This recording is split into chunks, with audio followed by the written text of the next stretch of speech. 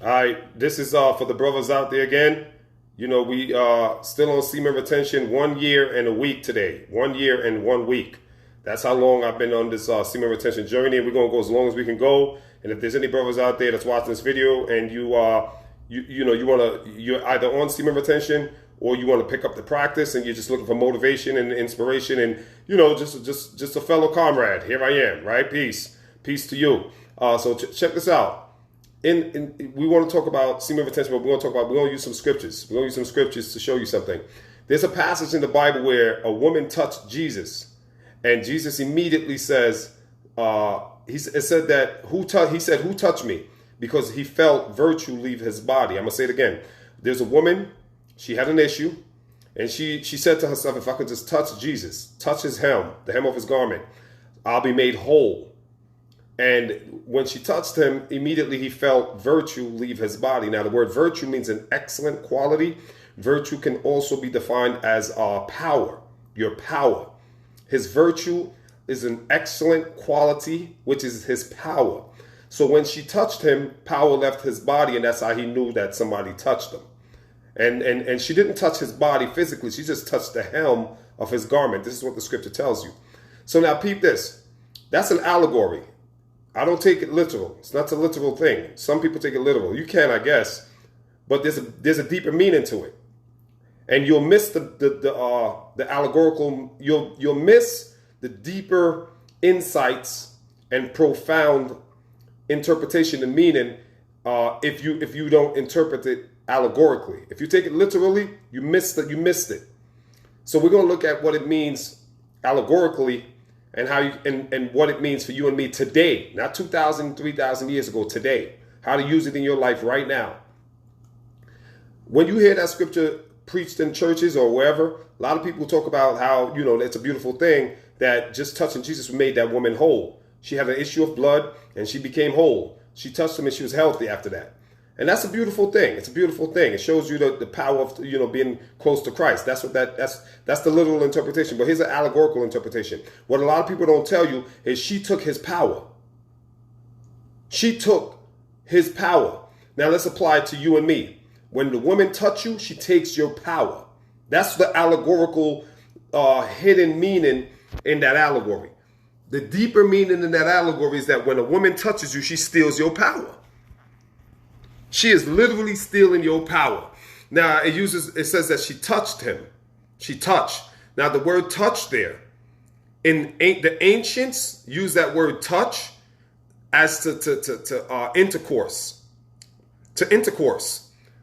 Watch this. The word know, I know you. And the word knew, I knew you. The difference is present and past tense. I know you, I knew you. Present tense, I know you. Past tense, I knew you. We know what that, if you interpret that right now, it means that you're familiar with somebody, right? You have an awareness of that person. But the ancients use that word as a means to have sex. He knew his wife, right? Means he went into her, to intercourse. So it's the same thing as touch, to intercourse. So I'm giving you the allegorical, not the literal, the allegorical. So when a woman touch you, she knows you, or you know her, or you touch her. It has there's a sexual meaning there. So whenever a woman touch you in a sexual sense, she is taking your power. That's what the allegory and the allegorical meaning is. When the woman touched Jesus, his power was gone. His power was taken, and he immediately said, somebody touched me because I felt virtue, which is vigor or power, leave my body. The allegorical meaning, deeper meaning, when a woman touch you, know you, you know her, you are immediately she takes your power. She is taking your power. The power that is being taken, it's all right. Let's go deeper now. Y'all ready? I'm going to take y'all much deeper. She takes your power. What is this power that's being taken though? The moon goes around the earth in 27 and a half days. However, it is recorded as 29 and a half days. Why? Because as it traversed the earth, the moon stays 2.5 days in your birth sign. Because the zodiacs. the zodiac. The moon goes, it takes 27 days. However, it's 29 and a half because 2 days it spends in the birth sign of each individual on the planet. So as it's going around, making its way around the earth, it stays 2 days, 2.5 days in your birth sign before it moves into the next and repeats itself until it makes a full circle. Why am I telling you this? Check this out. Every 29 and a half days, remember it's 27 and a half, however it spends 2.5 days in your birth sign, so the total is 29 and a half. You can round it off to 30, just call it 30. Every 30 days as the moon goes around the earth on the 30th day, within each individual, man, woman, after the age of 12, it's documented medically that by the age of 12, boys and girls start to go into puberty. That's what we call it in the medical world. You start to go to puberty. So at the age of 12, after the age of 12, in every individual, boy or girl, male or female, woman or man, there is something called, the word germinate means to grow. There is something called a psychophysical seed. Psychophysical seed is a germ, and it begins to grow in your solar plex. This is factual stuff. You can go research it. Again, we call this stuff puberty, but I'm giving you the esoteric, the allegorical, the hidden meanings to this stuff. This seed begins to grow in your solar plex. Every 30 days, 29 and a half, 30 days, round it off. That seed is when Jesus says he felt power leave his body, that seed is the power. When Jesus says his virtue left because she touched him, and I'm telling you the allegorical meaning, every time a woman touches you, she takes your power. Every time. Without a shadow of it, every single time. The power she's taken is that seed, that every single month, that seed grows in your solar plex, and it works its way up, right, into your cerebrum, right, and from the cerebrum to the cerebellum, and from the cerebellum to the pineal gland. And once it hits your pineal gland, which is a part of the thalamus, which is in the center of the brain, which is considered in the third eye, or it's considered the center of the eye because it's between both chambers, which is the hemisphere of your brain. That chamber, that third eye, once that pineal gland gushes or releases that seed, people pay thousands of dollars to go overseas to do ayahuasca. Ayahuasca is where they give you a drug, and that drug stimulates and secretes what's called dimethyltryptamine, DMT, to have an experience where you pretty much can see things that the natural people can't see. You're able to hear things. In other words, all your senses are taken to another level. You can see, hear, smell, taste. You go into other dimensions, put it like that. Let me explain why that's important. Because everything is all around you. Everything is all around you. Everything you want in this world is right there in front of us, 24/7, even while you're sleeping. It's called frequencies. Everything exists immaterially as invisible matter in non-physical realm, in the non-physical realm. I'm going to say it again. Everything you want, every single thing, the wife you want, the house you want, the car you want, the money you want, the job you want, the perfect version of you that you want, the health, right? The everything that you can possibly conceive of that you would like to have, it's all around us. Scientifically, they have proven it. It's all around us. It's called superposition, quantum superposition, meaning that everything exists as a wave until observed, then it collapses into a specific or a locality. But that's enough. That's going a little way, way, way deeper with it. But the moral is everything is around you. You can't see it. Therefore, you can't tap into it and manifest it because your optics is limited. Your ears, the sound is limited. All is limited. But ayahuasca, which is a chemical that they give you, it heightens that. It expands your awareness. Now, I say that to say this. You do this organically and naturally without any drugs. That's the seed. Every human being, every 30 days, there's a seed that germinates in your solar plexus. And it works its way up into the cerebrum. The cerebrum releases into the cerebellum. The cerebellum releases into the thalamus. The thalamus releases into the pituitary and the pineal gland. Both, pituitary and pineal. And it releases it into the brain. And here's what it does. You ready now? This is the secret here. This is it. There are trillions. There are 76 billion neurons in the brain. Then there's another whatever billions in what's called the gray matter. It's a part of your brain called gray matter. And it houses billions and billions of neurons. It's when you combine all the neurons, it's over 1 trillion neurons in your brain. Neurons are cells. That's what they are. They're cells. When this seed germinates and goes through the process, I just told you, and it secretes, it's called a secretion. It's secreted from the pituitary and the pineal. It illuminates and activates all of those neurons in the brain. That's why you ever see that movie, some of you guys, you ever seen a movie called Limitless? The guy takes a pill and he's able to see everything. He can manipulate the stock market. All of a sudden he was a bum. He was broke. Once he took the pill, all of a sudden he starts, he's just winning on every level. He's driving fast cars, he's getting all the girls, and his life goes from zero to hero like that. That's the pill that he took. All these movies that they make, whether it's The Matrix, the guy, same thing. The guy takes a pill and all of a sudden he could see everything, right? He becomes the one, Neo, right? These other movies, The Limitless, right? There's so many movies, they put it right in front of us. But the point, ayahuasca, but the point is, the reason why they're doing all of that is because your body naturally does this stuff. Every human being. Again, it's called a psychophysical germ. Germ comes from the word germinate. Germinate means to grow. A seed grows within your solar plex every 30 days. And I told you the process, how it works its way up and it releases itself into the brain, into the cerebrum and cerebellum. Now watch this, and then your pineal gland. Now watch this.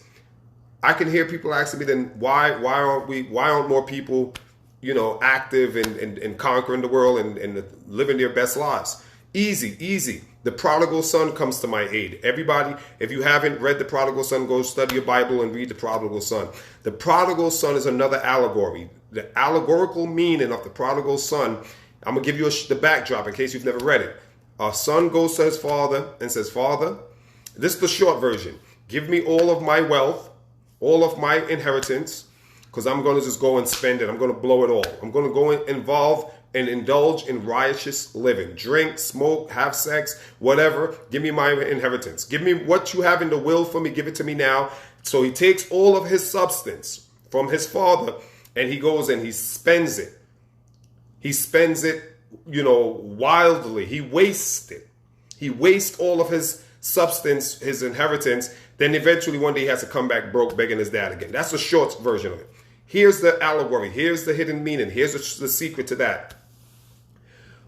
If this seed is germinating in our solar plex and working its way up and giving us, activating all the neurons in our brains, or remember, we only use 10% of our awareness of our consciousness, so it activates so much more of our brain cells, which gives us the limitless, like the movie, then why aren't more people, again, the prodigal son. The substance that the prodigal son, and remember, it's an allegory. The prodigal son represents us, humanity. The father in the prodigal son would represent the cerebrum. The cerebrum is the higher brain, and it's right above the cerebellum. So that part of because there's three parts of three brains. You have the cerebrum, cerebellum, and the oblongata, medulla oblongata, which consists of the spine, which consists of the stem to the spine. So those would consider your three brains. The occipital lobe, the medulla oblongata consists of the occipital lobe, the claustrum. So those three parts make one. So that's the medulla oblongata. I'm just giving you like pieces of it. And then you have the cerebrum and the cerebellum. So those are three brains. So the cerebrum, which is the top brain, right, it's above the cerebellum, would be considered the holy of holies, the most high. That would be the father, right? So, and that's from that comes the CSF, cerebral spinal fluid, right? So the prodigal son is of humans. The father would be the top brain. And the substance, that the inheritance in the prodigal son would be the fluid, because the fluid is what ultimately creates the seed in the solar plex. So check this out. When the son takes the substance, that's you and I, we take the substance. The substance, the inheritance in that story is your seed, which is your semen, right? Which is your sperm, which is the oil of gladness. The 5 foolish virgins and the 5 wise virgins, they had oil in their lamp. So the oil in the lamp is your semen. You see how it all ties in? The Bible says he anoints me with the oil of gladness. The oil of gladness is the fluid that flows down to create that seed. But like the prodigal son, he takes his substance and he spends it riotous living, squandering, wasteful, spendthrift, just living la vida loca, right? 99.999% of humanity squanders its substance. Think, gentlemen, about what I'm saying. Think about all the girls you're thinking about smashing, all the girls you smashed last week, all the girls you want to smash, all the girls you're trying to smash. Think about it. If you have 10 dudes, 9.5 of those dudes are squandering their seeds. Why 9.5? I don't know. It just sounds good. The point is 99% of us are squandering our seeds. That now speaks to why the majority of people, right, are not activating the neurons that allows you to have the things you want to manifest, the dreams you want to see fulfilled, to succeed in various areas of your lives, various areas, right? Just to be the best version of yourself, right? Why so many people are strung out on drugs? Why so many people can't stop smoking? Why so many people can't stop drinking? Why so many people can't stop being promiscuous? Because we are squandering our seed like the prodigal son. We're going to the Father and we're saying, give us our substance, our inheritance, and we're going to go spend it recklessly.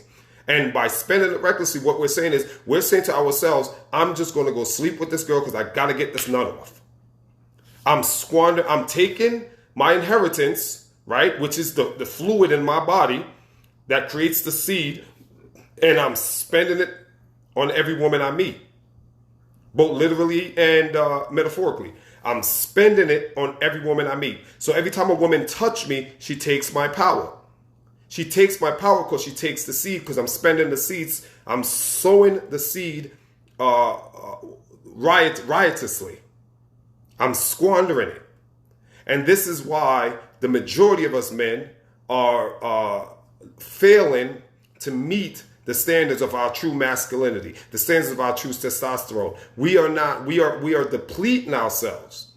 We are depleting ourselves of our oil, of our natural resources, and therefore, this is why we're not activating those cells in our brain to be able to manifest and to make and to take and to tap into and to use those what we call matter, which is really energy. Matter, because matter, they found out there is no solid. It's all space and energy that you can manipulate. But we can't do this because the cells are dormant. They're latent. They're dull. And they're dull because there's no oil. There's no oil. There's no returning of the seed. We're squandering the seeds. And the reason why we squander the seed, because here's the thing, more gems. Our body have seven port of entries, or 7 nerve centers. They also call them 7 chakras, but those are different terms for the same thing. The 3 lower nerve centers in your body are considered Lower Egypt. That's Lower Egypt. Why is that Lower Egypt? Because those 3 nerve centers in your lower body, they are primitive. Those 3 nerve centers are only there for sex, procreation, protection, and food. Very primitive. That's it. So those are the lower portions of the nerve center. That's called Lower Egypt. Now, the Lower Egypt was ruled by Pharaoh, right? So Pharaoh, which is your lower, the 3 lower portions of your body, represents Pharaoh in Egypt. And Pharaoh's job is to kill the seed, right? Pharaoh's job is to kill the seed and to prevent the seed from growing. And the seed that Pharaoh wants to kill represents the oil, the fluid that grows in your solar plex. Now, the goal is when that seed germinates in your solar plex, one of two things can happen. It can be killed by Pharaoh, which is your sexual desires, right? Which is your animal instincts below the waist, below your pelvis area, below that area, right? From your navel, your belly button down low. Those three chakras, those three ports or three nerve centers are considered animal appetites. They're also called your lower Egypt. They're also called Pharaoh, right? And the word animal, ani means soul, mal means bad, like malpractice, right? Malfeasance, malice, right? Malfunction. So whenever you see the prefix mal, it means bad. So ani, soul, mal, bad soul. Animal, bad soul. Soul so bad, bad souls. Why soul so bad bad soul. Soul so bad, right? So it's important that you understand that when that seed grows in your solar plex, and it happens every month, right? If you are conscious of that, and rather than spilling that seed out, right? This is why there's no power. There's no true power in a lot of men in society today. There's no real power. There's no true power. Some of us think true power means, we have a good job. That's great. That's wonderful. That ain't true power. I'm talking about power, which is the seed in your biology. Being able to true power is look, Revelation says it this way. To him that overcome, I'll give manna, the bread of life. I'll let him eat from the tree of life. To him that overcome, I'll give a crown. Several times we're told, to him that overcome, to him that overcome, to him that overcome. What are you supposed to overcome? Yourself. That's it. You're supposed to overcome yourself. So you can go out there and overcome the world, conquer the world. But if you haven't overcome yourself, you failed. That's the whole purpose of life. There's seven ports of entry in the human body, 7 nerve centers. You can't see them because they're not physical.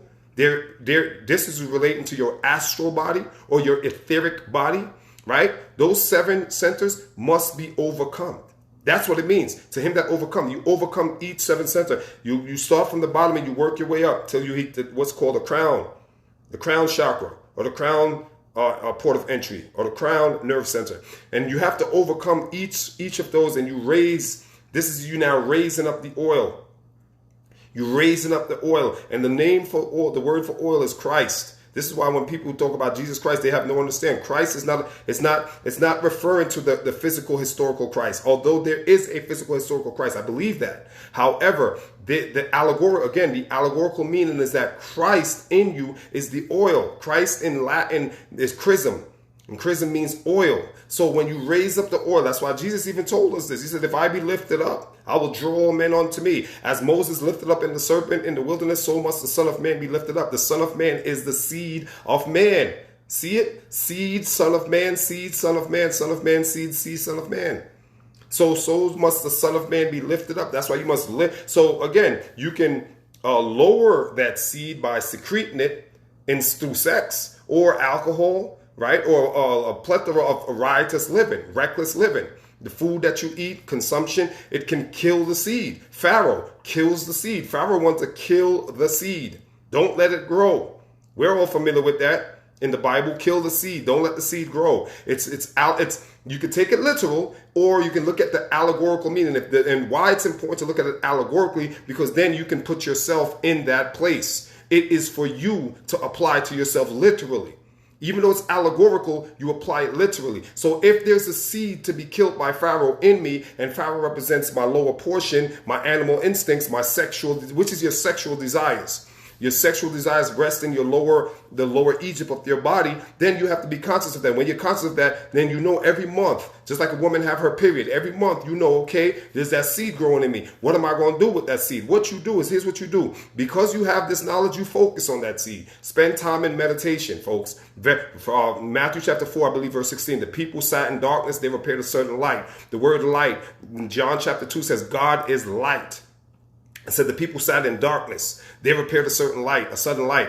God is light. But yet the Bible also says God hovers in the darkness. God dwells in darkness. So how is that? How do we square that circle? God is light or is he darkness? Which one is he? This is why people say the Bible contradicts itself. No, it doesn't. God is darkness. Here's what it means. If I'm in a dark space in my life, right? If things are going bad, I might say I'm in a dark space of my life, right? Things are not looking good. Things are looking dark right now, right? So the word dark has a different meaning. Dark means you're going through a difficult time. You might have a heartbreak. You might have a loss of a loved one. Someone dies. So you're in a state of darkness in your life. Why is this God dwells in the darkness? What that means, matter of fact, Psalm says this way. God is near. He is close to those who are broken in heart. God is near to the brokenhearted. And if your heart is broken, it's safe to say I'm in a dark place in my life right now. I'm going through a divorce. I'm in a dark place in my life. What that means when it says God dwells in darkness, it means that when you are going through the darkest moments, God is in the darkness with you. He is closer to you when you are going through dark times. God dwells in darkness. So the dark days of your life, God is closer to you. Then in John, it says God is light. Well, how do we square that circle? Because now is he light? Is he darkness? Is he light? Well, what it means is, look, even when you're on the top of the mountain, right? When everything is going great in your life, bills are paid, health is good, wife is happy, kids are happy, everybody's happy, car is good, God is right there with you. So therefore, God is light. In other words, to wrap it up, to keep it short, God is with you in the valley, darkness, and God dwells with you in the mountaintop, light. God is light. So that pretty much means he's with you in all conditions, no matter what. He's always there. So God dwells. So God is light. The people sat in darkness, and there appeared a certain light. They were sitting in meditation. God showed up. So meditation is very important. You know what I'm saying? So when you meditate, what you want to do, just to give you a little bit of some of the things I do, when you're meditating, you want to concentrate and focus on that seed that you know is germinating. It's called a psychophysical germ. Google it. Psychophysical germ. Concentrate on that germ and raise it up. See it in your third eye, your chakra, your third eye, right? Which is the thalamus, the pituitary gland. See it in that eye right there and imagine it and raise it up and then twist it off to the right. Why? Because if you twist it off to the right side, that's the right side. You dig what I'm saying? Right hemisphere, closer to God. Left hemisphere to the earth. That will be done in heaven. No, that will be done in earth as it is in heaven. The right hemisphere of the brain is heaven. The left hemisphere of the brain is earth. I'll tell you in another video why. But you want to make sure you lift up that seed and push it over to the right. In your mind's eye, see that seed raising up and going over to the right. And what that's doing is you're giving that seed the proper answer. Put it like this. Remember back in the days when your TV wasn't showing right, your parents would tell you to go stand up and move the antenna around, right? And then you keep moving around eventually to get good vision. Television, right? The televisions, right? The television give them clear picture. Well, your brain is the same thing. Nikola Tesla says it this way. Your brain is only a receiver. There's a core from which frequencies information come. I'm not sure what their core is, but it exists. This is what Nikola Tesla said. The brain is only a receiver. Nikola Tesla. That's one of his quotes. Einstein, all these guys say it, right? So when you're able to move it over to the right, what you're doing is the equivalent of moving your antenna in a way where you can receive clear vision. See how that works? Clear vision. And it'll come, but it takes time. It takes practice. So, I'm going to wrap it up now. I'm at the 27-minute mark. So that's it, 30 minutes. I'm going to wrap it up. So the point is, whenever a woman touch you, recap. The woman touched Jesus, he lost his power, right? When women touch you, you lose your power. Now, the question, I can hear some people saying, so what are you going to do? You never have a woman? No. Now, we're talking about what's general in society. Most people are not trying to find a wife and settle down and do the right thing. Most people are just smashing. Come on now, I'm talking to that. I'm talking to a specific crowd here. I'm talking to the promiscuity. I'm talking to the fornication and promiscuity and masturbation and, all kind of sexual immoralities out there. That's what this video is about. If you have a wife and you live in, you guys are covered in a marital, sanction. The Bible says this way, the marriage bed is not defiled. So if you're married, you're allowed, you are sanctioned, you are approved. That's not what it's about. This is about brothers who aren't, if you're single, if you ain't got no woman, right? That's what this is about. That's what this is speaking to. All right? Till next time. If y'all like it, y'all know what to do. Leave a comment, subscribe, hit the like button, share, whatever. Till next time. Peace.